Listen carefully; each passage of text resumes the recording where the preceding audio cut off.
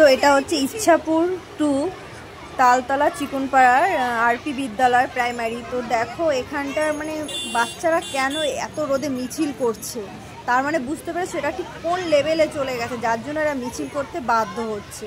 কেন সেটা এদের কাছ থেকে পেয়ে যাবে, ছেড়ে দেবে, তখন ছেড়ে দেবো, কিন্তু এখন নেট পাবো না।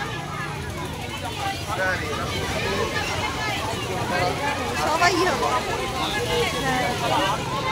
ইচ্ছাপুর টু চিকনপাড়া আরপি বিদ্যালয়ের ঘটনা। তো দেখো কি অবস্থা, স্কুলের সামনে এত নোংরা ফেলে রাখে।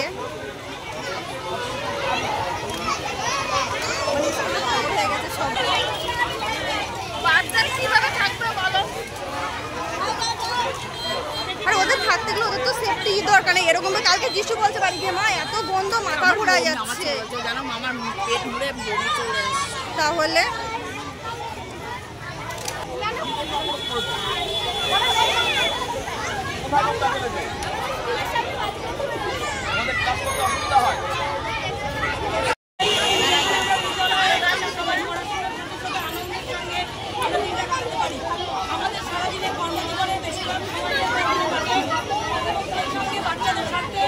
তাহলে আমাদের এইটুকুই দাবি যেন এই জায়গাটায় নোংরা ফেলাটাকে বন্ধ করে একটা সুস্থ পরিবেশ আমাদেরকে দিক।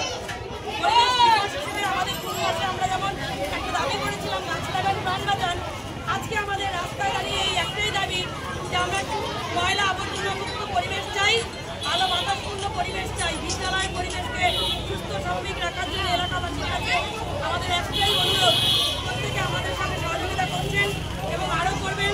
পঞ্চায়েত থেকে যেন ইমিডিয়েট স্টেপ নেওয়া হয়।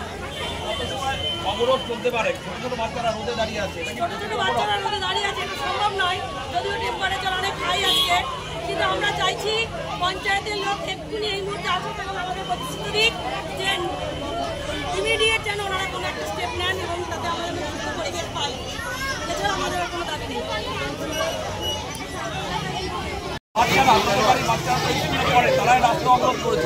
আপনারা কি বলবেন এই অবরোধ নিয়ে?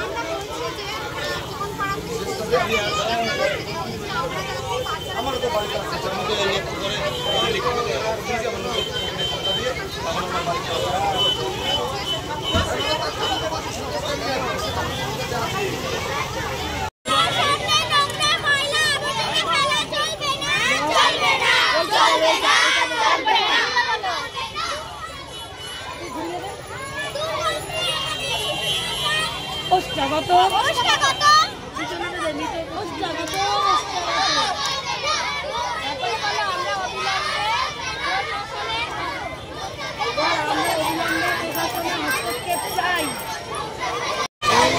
মানে পুরো প্রোটেক্ট দেখানো, পুলিশের সামনে ক্যামেরাই থাকে, যদি ঝামেলা হয় তাহলে ওদের প্রমাণ থাকবে।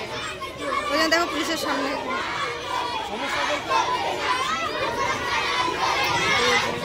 পুলিশ এসছে, এখন পুলিশের সাথে কথা হচ্ছে, দেখি ওনারা কি পদক্ষেপ নেয়। পঞ্চায়েত থেকে এখন অবধি কেউ এসে পৌঁছয়নি, কেউ আসেনি পঞ্চায়েত থেকে।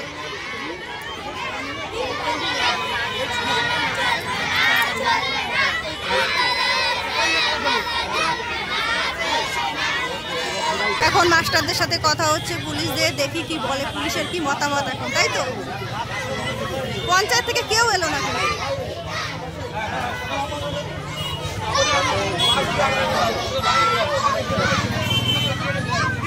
সিসিটিভি ক্যামেরা দেওয়া হোক, তাই তো?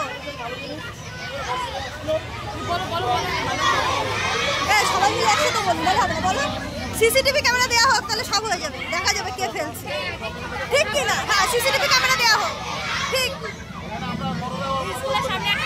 হ্যাঁ। তো বন্ধুরা তোমরাই বিচার করো, এদের কষ্ট কেউ বোঝে না। এরকম প্রত্যেক দিন এরকম আবর্জনা কি স্কুলের সামনে ফেলা উচিত? বলো, তোমরাই কমেন্টে জানিও।